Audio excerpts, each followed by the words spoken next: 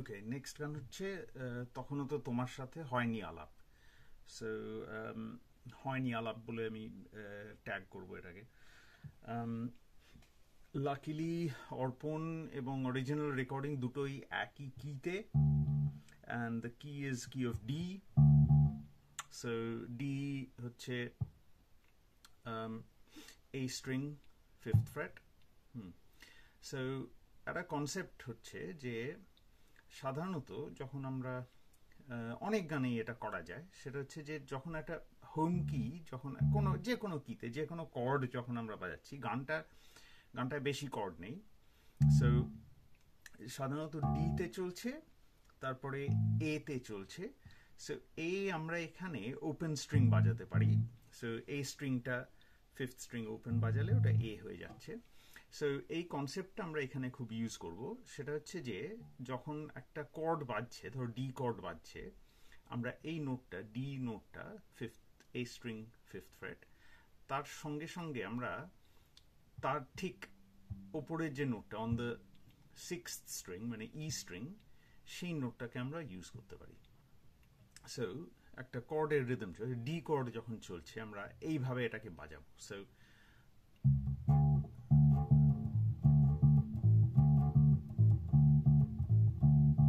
So এটা আমরা ডান হাতের এই দুটো আঙুল দিয়ে আমরা বাজাতে পারি। সো দেখতে পাচ্ছ যে ইন্ডেক্স ফিঙ্গার দিয়ে ধরো আমি 6th স্ট্রিংটা বাজাচ্ছি, আর মিডল ফিঙ্গার দিয়ে আমি 5th স্ট্রিং এ স্ট্রিং বাজাচ্ছি, আর এই দুটো একসাথে ধরে আছি। সো কনসেপ্ট হচ্ছে যে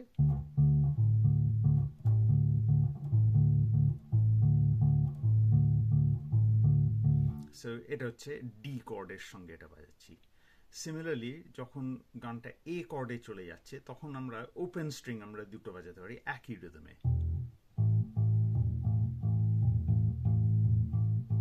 একটুখানি this is called palm muting. Palm muting হচ্ছে যে এভাবে হাতটা দিয়ে একটুখানি এই স্ট্রিংগুলোকে এরকম করে আমরা চেপে রাখি, মানে পুরোপুরি চাপ দিই না, জাস্ট এটা ছুঁয়ে সাউন্ডটাকে মিউট করি। কারণ হচ্ছে যে এভাবে এটা রিং করলে বড্ড জোরে এটা চলতে থাকে। একটুখানি এই যে বাজিয়ে এই হাতটা দিয়ে এখানে আমরা একটু থামিয়ে দিলাম বাজনাটা। সো এইভাবে এটা বাজাচ্ছি।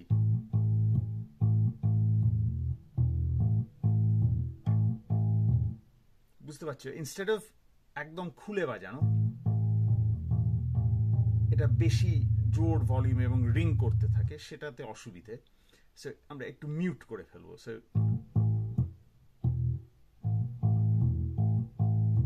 সো জাস্ট বাজিয়ে এটাকে থামিয়ে দিচ্ছি, এবং এটা এই আঙুল দুটো দিয়েও থামাতে পারো। সো এই যে আমরা বাজিয়ে যদি আবার এইটাকে টাচ করে দিই তাহলে বন্ধ হয়ে যাবে, এটাকে বাজিয়ে আবার টাচ করে দিলে বন্ধ হয়ে যাবে। রাদার দ্যান বাজিয়ে এটা মানে লেটিং ইট রিং, আমরা বাজিয়ে বন্ধ করে দিলাম, বাজিয়ে বন্ধ করে দিলাম। সো এইভাবে রিদমটা চলবে। তারপরে এ হচ্ছে আমরা খুলে দিলাম,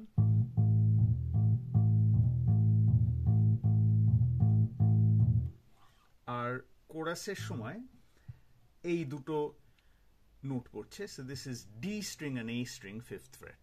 সো আমরা সাধারণত দিস ইজ ডি কোড, এটা হচ্ছে এ কোড, আর এটা হচ্ছে তোমার জি কোড।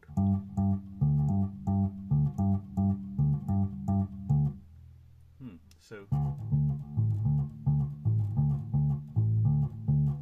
তারপরে খুলে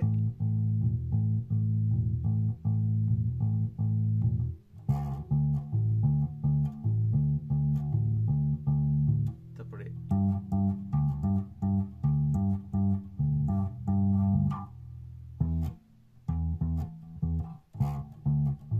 সো আমরা মাঝখানে আমরা দেখা যখন গানটা বাজলে তখন বুঝতে পারবে। At one point we're just going to put the A string 7th fret. 7th fret এটার সঙ্গেও তুমি এই জিনিসটা করতে পারো। So again A string 7th fret and E string 7th fret করে আবার back to। So এইগুলো যদি একটু মনে করে রাখো, তারপরে এবার যখন আমরা গানটা বাজাবো তখন বুঝতে পারবে যে এই রিদমটা কর্ডগুলো কিভাবে পড়ছে। এবার গানের সঙ্গে আমি বাজাচ্ছি এটা। সো প্রথমে বেসটা নাও পড়তে পারে,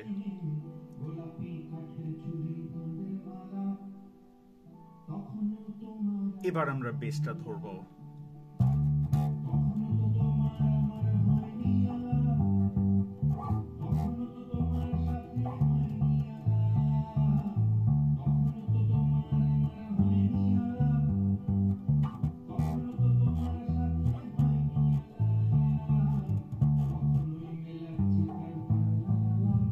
এবার খোলা।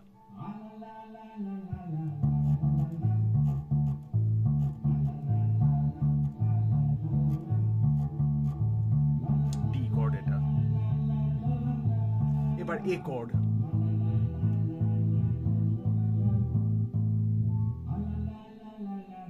ডি কর্ড,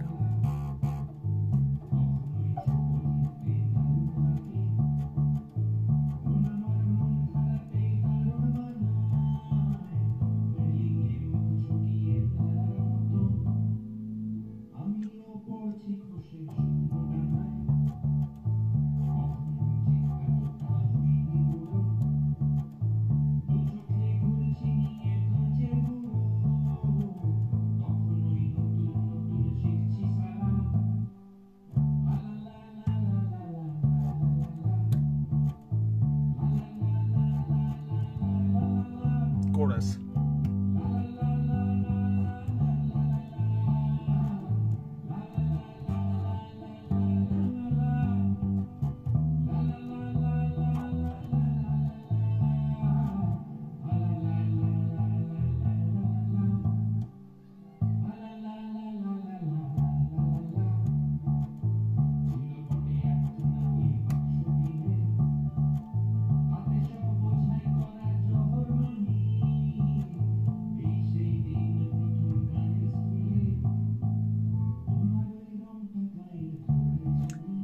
একটা জিনিস লক্ষ্য করবে যে যখন এই ভার্সটা এইভাবে হচ্ছে তখন এই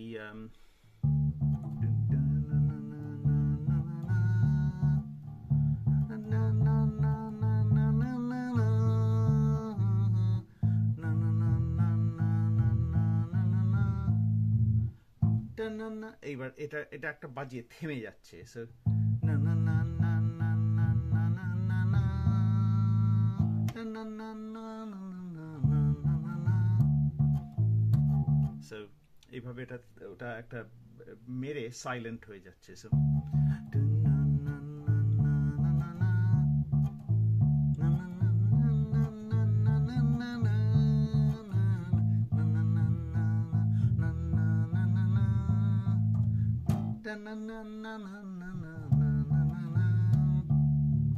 তারপরে কোরাসে যখন যাচ্ছে তখন আমরা এই জি কোডে যাচ্ছি।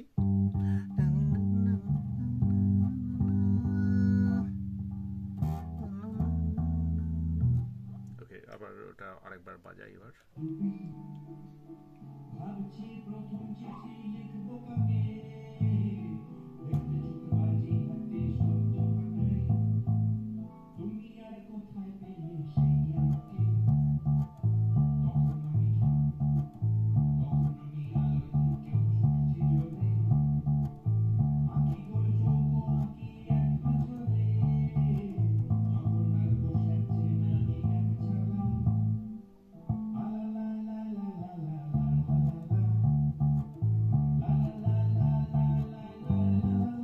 কোরাসে আমরা জিতে যাচ্ছি,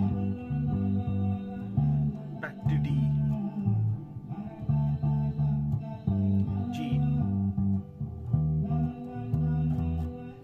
সরি এটা এখানে হবে, নট 7th ফ্রেট।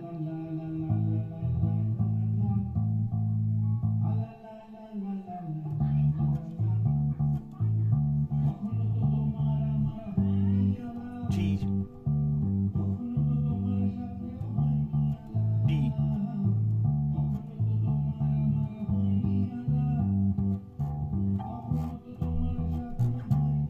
আমরা এখানে আবার এটা বিটা মারতে পারি, সরি এটা হচ্ছে ই।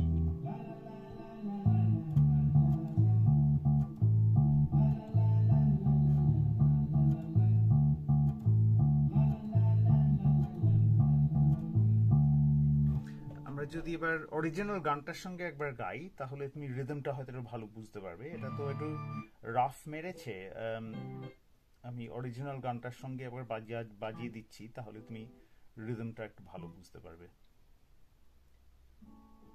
কোথায় গেল?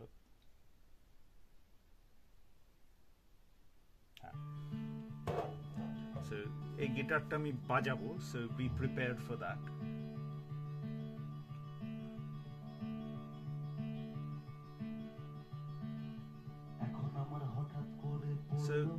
প্রথমে কিন্তু বেসটা বাজছে না, শুধু গিটারের সঙ্গে গলা হচ্ছে এখানে।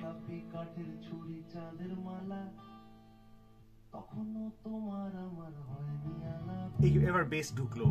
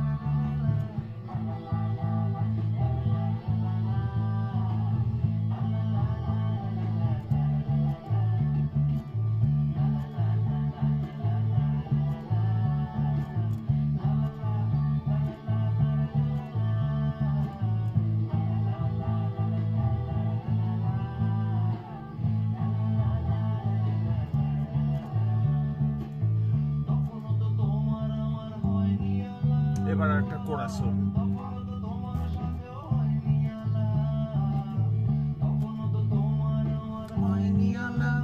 এটা জি, এটা ই, ই থেকে আবার ডিতে ফেলবো।